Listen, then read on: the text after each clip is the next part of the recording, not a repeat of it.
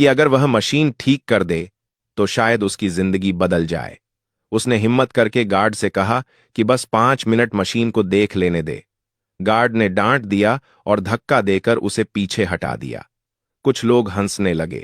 किसी ने कहा कि यह बच्चा पागल है। किसी ने कहा कि इसे तो लैपटॉप भी चलाना नहीं आता होगा। आरव ने कुछ नहीं कहा। वह चुपचाप उठकर एक कोने में बैठ गया। उसके घुटनों पर धूल थी, कपड़े और गंदे हो गए थे, लेकिन उसकी आंखों में अब भी वही चमक थी। वह भीतर ही भीतर तय कर चुका था कि वह हार नहीं मानेगा, क्योंकि उसके लिए यह सिर्फ एक मशीन नहीं थी। यह उसकी मां की दवा थी, यह उसके नाना की इज्जत थी, और शायद उसकी अपनी पहचान भी। उसे नहीं पता था कि यह जिद, यह खामोश भरोसा उसे उस दरवाजे के भीतर ले जाने वाला है जहां से उसकी जिंदगी हमेशा के लिए बदलने वाली थी। उस दिन दोपहर के बाद का समय था।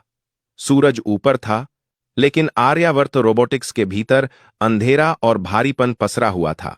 मशीन सेक्शन में बार बार अलार्म बज रहा था, और हर बार वह आवाज लोगों के दिलों की धड़कन और तेज कर देती थी।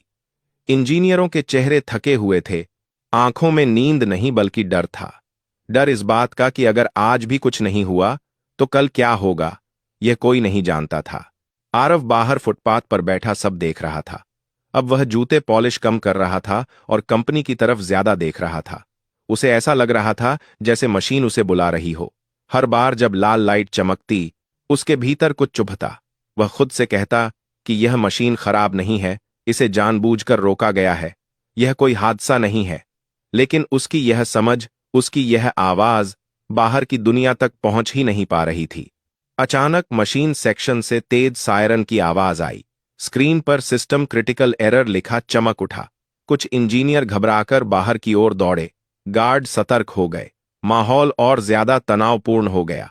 आरव भी डर गया, लेकिन उसकी नजरें मशीन के कंट्रोल रूम पर टिक गईं। उसे साफ दिख रहा था कि लोग फिर वही कर रहे हैं जो पिछले 10 दिनों से कर रहे थे। सेंसर, स्क्रीन, कोड, लेकिन कोई भी वहां नहीं देख रहा था जहां असली गड़बड़ी छुपी हुई थी।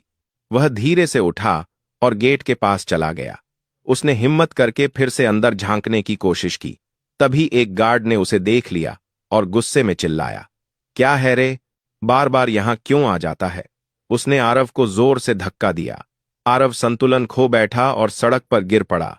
उसके हाथ से ब्रश और बोतल दूर जा गिरे। कुछ लोग रुककर देखने लगे। किसी ने हंसते हुए कहा कि यह बच्चा सच में पागल है। किसी ने कहा कि इतनी बड़ी कंपनी में यह क्या कर लेगा।